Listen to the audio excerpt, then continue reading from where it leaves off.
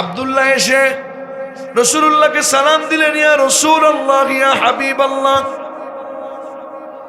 আমার বাবা আব্দুল্লাহ বিন উবাই মারা গেছে, ইন্তেকাল করেছে, আর দুইটা ওসিয়ত করে গেছে আমাকে, দুইটা দাবি পূরণ করতে বলেছে আমাকে। কয়টা? জোরে বলেন। ও নবী, এক নাম্বার হলো আমি তার ছেলে আব্দুল্লাহ বিন উবাইকে জানো, আমি নিজে আব্দুল্লাহ বিন উবাইকে জানো, আমার বাবাকে জানো, কাফনের কাপড় পরাই আপনার গায়ের জুব্বা দিয়ে।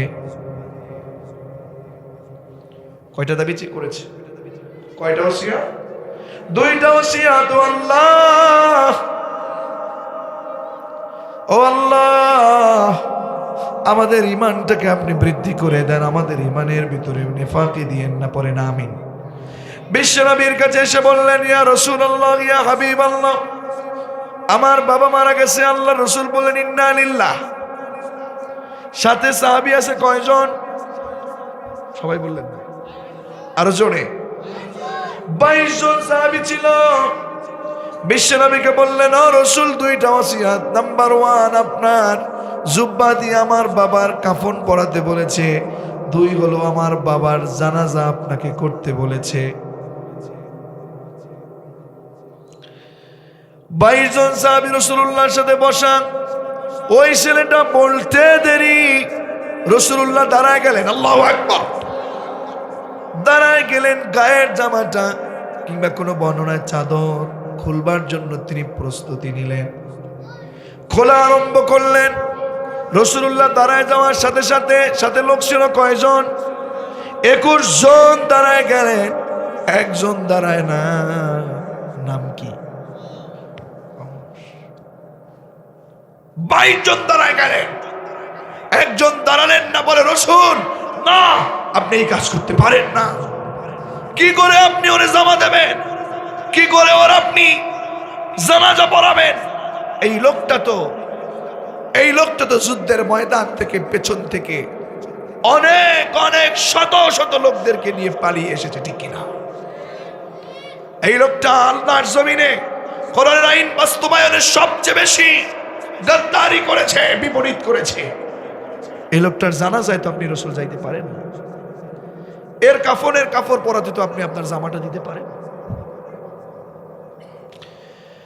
22 জন সাহাবী, এর মধ্যে 21 জন সাহাবী দাঁড়ায় গেলেন। ওমর টান দিয়ে ধরলেন, না রাসূল, আপনি এটা খুলতে পারেন না। আল্লাহু আকবার বলবেন। এই পৃথিবীতে আমার রাসূলের কাছে রব যে কোরআন নাজিল করেছেন, কয়েকটা আয়াত যখন নাজিল হয়েছে, ওমর রাদিয়াল্লাহু তাআলা আনহুর বহু কথা আল্লাহ পছন্দ করেছেন। আল্লাহু আকবার বলেন। হযরত ওমর বলতেছেন, না রাসূল, আপনি তো কোনোভাবেই এর জানাজা পড়াতে পারেন না। আল্লাহ রাসূল বলছেন, ওমর, তুমি আমাকে বারণ করছো কেন? আমার তো আল্লাহ আছে, আমার আল্লাহ তো এখন পর্যন্ত আমাকে নিষেধ করে নাই। সুবহানাল্লাহ বলবেন না? আমার আল্লাহ তো আমাকে এখন পর্যন্ত নিষেধ করলেন না। ওমর, তুমি আমাকে নিষেধ করলা কেন? বলল, না রাসূল, আপনি এটা করতে পারেন না। বিশ্বনবী সাল্লাল্লাহু আলাইহি ওয়াসাল্লাম শুনলেন না ওমরের কথা, গায়ের জামাটা ওই ছেলেটাকে দিয়ে দিলেন। দয়ালু নবী, আমাদের আদর্শ। সুবহানাল্লাহ পড়েন। বিশ্বনবী সাল্লাল্লাহু আলাইহি ওয়াসাল্লাম জুব্বাটা দিয়ে দিলেন আর বললেন, ওমর শোনো, ও সাহাবারা শোনো শোনো। কেন দিলাম জানো? সেই আমার চাচাকে, এই আব্দুল্লাহ বিন উবাই, যখন আমার চাচা যখন বন্দী হয়েছিল, তখন এই আব্দুল্লাহ বিন উবাই একটা জামা দিয়েছিল। আমি চাই না আমার কাছে সেই কিয়ামতের ময়দানে আব্দুল্লাহ বিন উবাই দাঁড়িয়ে চাচার সেই জামাটা আমার কাছে ফেরত চায়। সুবহানাল্লাহ বলেন। হযরত ওমর মন খারাপ করে রইলেন। বিশ্বনবী জামা দিয়ে দিলেন। জানাজার জন্য তিনি চলে যাচ্ছেন, রেডি হচ্ছেন। তাফসীরে এসেছে, জানাজার জন্য অলরেডি বিশ্বনবী তাদেরকে নিয়ে দাঁড়িয়ে গিয়েছেন। সব কিছু দেখতেছেন কি? জবান খুলে বলুন তো কে? জিব্রাইলকে বললেন, ও জিব্রাইল যাও যাও, ও জিব্রাইল যাও, আর তুমি বসে দেখো না, আমার হাবিবের কাছে গিয়ে ওহী বলো। আল্লাহ তাআলা বলে দিলেন, জিব্রাইল এসে গেল, বিশ্বনবীকে ডেকে বলেন, ও রাসূল, আল্লাহ ওহী পাঠাইছেন। আল্লাহ তাআলা বলছেন, ওয়ালা তুসাল্লি আলা আহাদিম মিনহুম মাত, আল্লাহু আকবার, মিনহুম মাত আবাদান ওয়ালা তাকুম আলা কবরি, জোরে বলুন আল্লাহু আকবার। কোরআন কারীমের 10 নম্বর পৃষ্ঠার 19 নম্বর, 10 নম্বর পারার 19 নম্বর পৃষ্ঠায় সূরাতুত তাওবার 84 নম্বর আয়াত। এটা আল্লাহ তাআলা বললেন, ও রাসূল, ওয়ালা তুসাল্লি, আপনি নামাজ, আপনি জানাজা দোয়া করতে পারবেন না, দোয়া করিয়েন না। শব্দটা কি মাদি নাকি মুজারে? ওয়ালা তুসাল্লি মুজারে। মুজারের কাছে দুইটা কান, প্রেজেন্ট এন্ড ফিউচার টেন্স, বর্তমান এবং হাল মুস্তাকবিল, মুদারের কাজ। আমার এই কথাগুলো একটু বোঝার চেষ্টা করেন। ওয়ালা তুসাল্লি আলা আহাদিম মিনহুম মাতা, ও রাসূল, ওই মুনাফিকদের দলের আলা আহাদের মধ্যে যদি কেউ মৃত্যুবরণ করে, যদি মারা যায়, আপনি রাসূল আপনি জানাজা করবেন না। এখন করছেন না, সামনেও করবেন না, এখন করবেন না, ভবিষ্যতেও করবেন না। কথা কার? আচ্ছা, আপনার কাছে আমার প্রশ্ন, কাফেরদের মধ্যে আবু লাহাবের নাম কোরআনে আছে না নাই? কথা বলেন, আছে না নাই?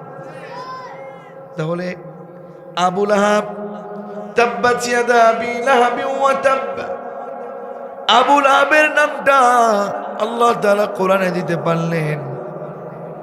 এই যে এখানে বললেন যে খবরদার রাসূল, কেউ মারা গেলে তাদের জানাজা আপনি করবেন না।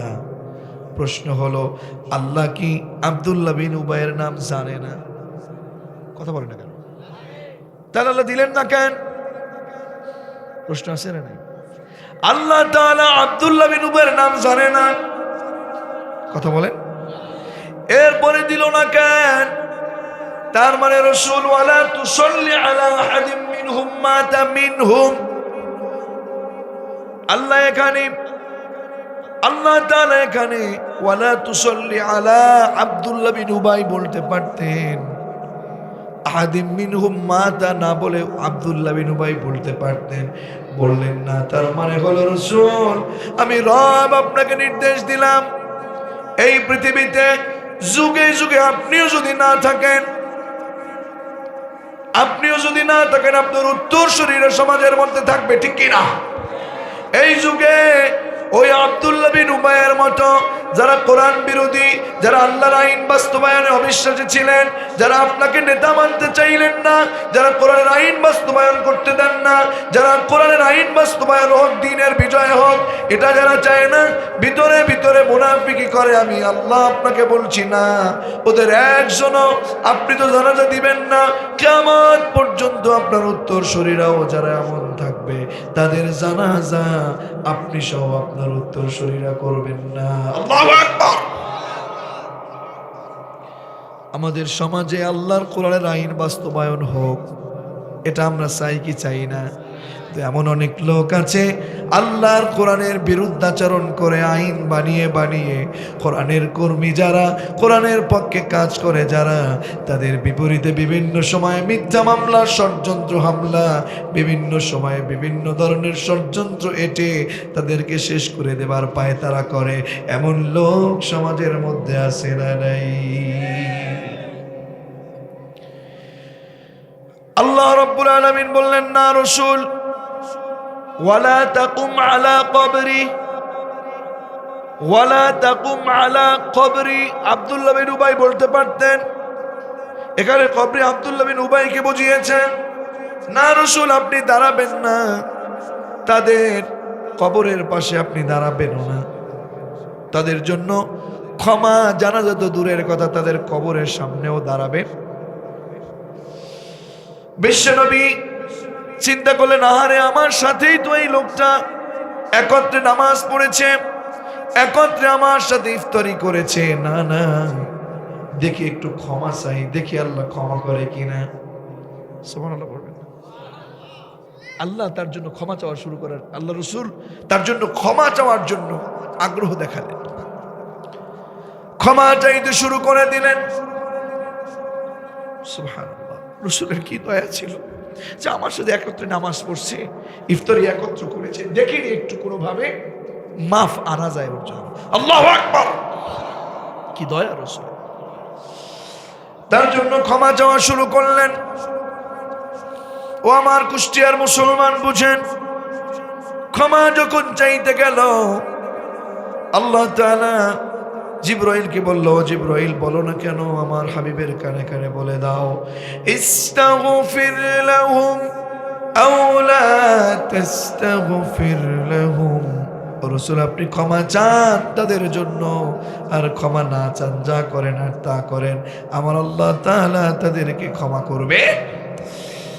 এরপরে আরো বললেন, ইন তাস্তাগফির লাহুম ৭০ মাররা। রাসূল, আপনি যদি ইন তাস্তাগফির লাহুম ৭০ মাররা, আপনি ক্ষমা চাইতে চাইতে যদি ৭০ বারও যদি আপনি ওদের জন্য ক্ষমা চান, আব্দুল্লাহ বিন উবাইয়ের জন্য ক্ষমা চান, আমি আল্লাহ তাআলা ওদেরকে ক্ষমা করব না। নাউযুবিল্লাহ। কয়বার বলেছেন? তাফসীরে এসেছে বিশ্বনবী ৭০ বার উল্লেখ করার কারণে বিশ্বনবী বললেন, থাক তাহলে ৭১ বার হলে ওর জন্য ক্ষমা চাইব, দেখি আল্লাহ ক্ষমা করে কিনা, কারণ আমার সাথে নামাজ পড়েছে, ইফতারি করেছে, ঠিক কিনা? যখন এমন কথা আল্লাহ রসুলকে জিবরাইল আবার এসে বলতে শুরু করলেন, ও রসুল, ক্ষমা চান, ক্ষমা না চান, চাইতে চাইতে ৭০ বার কেন, ৭১ বারের জন্য যদি আপনি চেষ্টা করেন, শুধু তাই না, ফালাইয়াগফিরাল্লাহু লাহুম। মুজারের পূর্বে যখন লান শব্দটা যুক্ত হয়ে যায়, তার মানে হলো আল্লাহ তার রসুলকে বলে দিলেন, রসুল, আপনি ক্ষমা চাইতে চাইতে কিয়ামত পর্যন্ত যদি ক্ষমাও চান, আমি আল্লাহ বলছি, ফালাইয়াগফিরাল্লাহু লাহুম না, কখনোই আমি আল্লাহ ওদেরকে ক্ষমা করব না। ফালাইয়াগফিরাল্লাহু লাহুম, শুধুমাত্র কেন? আল্লাহ তার রসুলকে বলেছেন আংশিক নয়, পরিপূর্ণ অনুসরণ করো, ঠিক কি না? পরিপূর্ণ অনুসরণ না করে আল্লাহর জমিনে কোরআনের আইনে বাধা হয়ে দাঁড়িয়েছিল, আল্লাহর জমিনে কোরআনের আইন বাস্তবায়নে বাধা হয়েছিল। এই লোকটা আল্লাহর রসুলকে তার রাজনীতি জীবনে, তার রবের কোরআনের আইন বাস্তবায়নের ক্ষেত্রে এই লোকটা যখন বিরোধিতা শুরু করলো, তার জানাজা পর্যন্ত পড়তে নিষেধ করলো কে? তাকে ক্ষমা কখনোই হবে না, তাদেরকে ক্ষমা করবে না বলেছে কে? সুতরাং আল্লাহর জমিনে এখনো যারা আল্লাহর জমিনে কোরআনের আইনের বাস্তবায়ন করবে না, কোরআনের আইন বাস্তবায়নের পক্ষে থাকবে না, আল্লাহর দ্বীনের জন্য যারা কাজ করতে চাইবে না, বাধা হয়ে দাঁড়াবে, এখনো পর্যন্ত আল্লাহর সেই নির্দেশ রয়ে গেছে, আল্লাহর জমিনে যারা রাসূলুল্লাহর উত্তরসূরি, তাদেরকেও তাদের জানাজা পড়তে নিষেধ করেছে কি?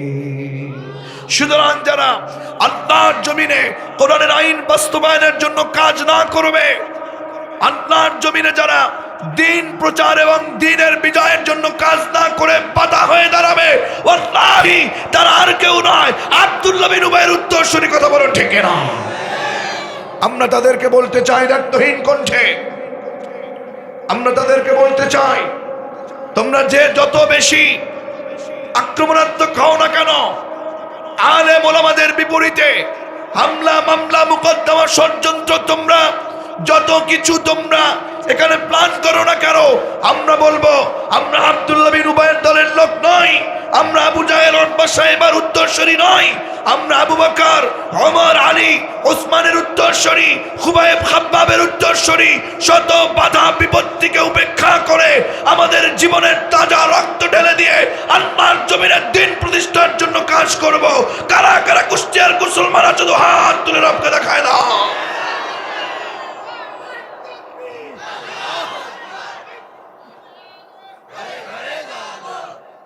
আমার ভাইরা, এজন্য আমি আপনাদেরকে বলতে চাই না, অন্যায় অপরাধের মধ্যে আমাদেরকে সময় দিলে চলবে না।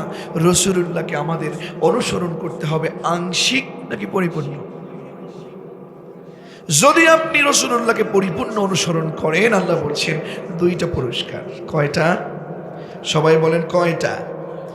দুইটা পুরস্কারের এক নাম্বার হলো, গোলাম আল্লাহকে তুমি ভালোবাসতে চেয়েছো, আমার রসুলের কথা, আমার রসুলের সব কাজ পরিপূর্ণ তোমার জীবনে অনুসরণ করেছো। একটা কাজ তোমার করার কারণে আমি রবের জন্য দায়িত্ব হয়ে গেছে, আমি রব তোমাকে প্রথমে নিজেই ভালোবাসতে শুরু করে দিলাম। আমি রসুল যদি তোমাকে নিজে ভালোবাসতে শুরু করে দেই, আর একটা পুরস্কার তোমাদের জন্য, জীবনে যত গুনাহ করেছো, জীবনে যত অপরাধ করেছো, সব গুনাহগুলো পাহাড় পরিমাণও যদি হয়, ওয়াগফির লাকুম যুনুবাকুম, আমি রব তোমাদের জিন্দেগীর গুনাহ সব আমি তোমাদেরকে মাফ করে দিব। কার কথা? আর একটা আয়াতের মধ্যে আমি যতটুকুন বলতে চাই না, আল্লাহ তাআলা বিশ্বনবীকে বললেন, রাসূল আর দুইটা কথা ওদেরকে বলে দেন, আতিউল্লাহ ওয়ার রাসূল, আল্লাহর জমিনে টিকে থাকবার জন্যে, আল্লাহর কাছে ক্ষমা নেবার জন্যে আর দুইটা কাজ ওদের করা লাগবে। তার এক নাম্বার হলো আল্লাহর আনুগত্য করতে হবে, আর তার রাসূলুল্লাহর আনুগত্য করা লাগবে। কথা কার? আল্লাহ তাআলা বললেন আমার আনুগত্য করা লাগবে। আল্লাহ যেখানে বলেছে আমাকে সুদ খেও না, ঘুষ খেও না, অবৈধ ইনকাম করো না, জেনা করো না, ব্যভিচার করো না, মিথ্যা বলো না, ষড়যন্ত্র করো না, আমাকে সেই কথা মানা লাগবে নাকি লাগবে না? আমাকে বলল, হে আব্দুল্লাহ মামুন, উলামায়ে কেরাম এখানে বসা, কুষ্টিয়ার উলামায়ে কেরাম, কুষ্টিয়ার মুসলমানেরা, না না, তোমাদেরকে আমি আল্লাহর আনুগত্য করা লাগবে। আমি যা বলেছি 1 ইঞ্চি কেন, যাররা পরিমাণও এখান থেকে বের হওয়া যাবে। আমার ভাইয়েরা, আল্লাহর আনুগত্য করা লাগবে, রাসূলুল্লাহর আনুগত্য করা লাগবে। যেই ব্যক্তি আল্লাহ এবং তার রাসূলের আনুগত্য না করবে, আল্লাহ তাআলা বলেন, ফাইন তাওয়াল্লাউ ফাইন্নাল্লাহা লা ইউহিব্বুল কাফিরিন। জোরে বলেন আল্লাহু আকবার। অতঃপর যে ব্যক্তি আমি আল্লাহর এই কথাগুলো থেকে মুখ ফিরিয়ে নেবে, যারা রাসূলুল্লাহকে পরিপূর্ণ অনুসরণ করবে না, সাথে সাথে আমি আল্লাহকে আনুগত্য করবে না, আমার রাসূলকে আনুগত্য করবে না, আমি রব বলছি লা ইউহিব্বুল কাফিরিন, ওই লোকগুলোকে, ওই অস্বীকারী লোকগুলোকে আমি আল্লাহ তাআলা পছন্দ করছি না, করব না, ভালোবাসছি না, বাসবো না। কথা কার? সুতরাং আমরা কুষ্টিয়ার মুসলমানদেরকে নিয়ে বলতে চাই না, আজ থেকে রাসূলুল্লাহকে আমরা অনুসরণ করব আংশিক। বলেন, জবান খুলে বলেন, রাসূলকে আজ থেকে আমরা পরিপূর্ণ অনুসরণ করব না, আংশিক করব। নাম্বার 2, আজকে থেকে আমরা আল্লাহর আনুগত্য করব আর রাসূলুল্লাহর আনুগত্য করব। যদি আংশিক অনুসরণ না করে রাসূলুল্লাহকে পরিপূর্ণ অনুসরণ করি, আমাকে যদি রব ভালোবাসতে শুরু করে দেয়, আপনাকে যদি, আমাকে যদি ক্ষমা করে দেয়, তাহলে আমাদের মতো ভাগ্যবান আল্লাহর জমিনে আর কেউ হতে পারে না। ঠিক কি না? আমার মা বোনেরা, আর একটু সময় আপনাদেরকে নিয়ে বলে আমি শেষ করব। মা, আপনার জীবনটাকে কোরআন দিয়ে সাজাতে হবে, রাসূলুল্লাহর সুন্নাহ দিয়ে সাজাতে হবে। আপনি স্টার জলসা জি বাংলা জি প্লাস দেখে দেখে নিজেকে শেষ করছেন, জান্নাতে আমল থেকে অনেক দূরে আছেন। না, জান্নাত আপনার জন্য একেবারে সহজ। মা বোনদের জন্য জান্নাতে যেতে হলে বেশি না মাত্র 4টা আমল করা লাগবে। জোরে বলেন কয়টা? বিশ্বনবী বলেন, ও আমার নারী সমাজ শোনো শোনো, ও নারী সাহাবারা শোনো, 4টা আমল করো, আমার রব তোমাদেরকে সহজে জান্নাত দিয়ে দিবে। বর্তমান সময়ে জান্নাতি মেয়েরা বেশি নাকি জাহান্নামী বেশি? আমি আগে 4টা আমলের কথা বলি, দেখুন আল্লাহ রসুল কি বলেছেন।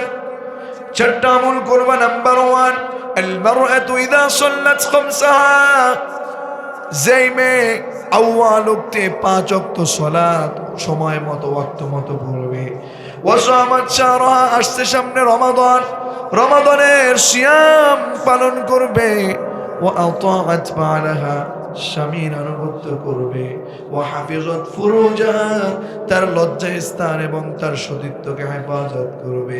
আমি রাসূল বললাম আমার রব ওই নারীকে সহজে আল্লাহ জান্নাত দিয়ে দিবে। আজকে নারীরা এই কাজগুলোকে পেছনে ফেলে দিয়ে আজকের নারীরা এমন ভাবে নিজেদেরকে করছে, স্টার জলসা, জি বাংলা, জি প্লাস, চোখে চোখে কথা বলে না কেন, স্টার জলসা, জি বাংলা, জি প্লাস দেখে দেখে ওখানকার নায়িকা গায়িকাদেরকে মডেল মনে করে নিজেদের জীবনটাকে শেষ করে দিচ্ছে। বিশ্বনবী বললেন এমন এমন কাজ করছে, সব তো তিনি বলে দিয়েছেন।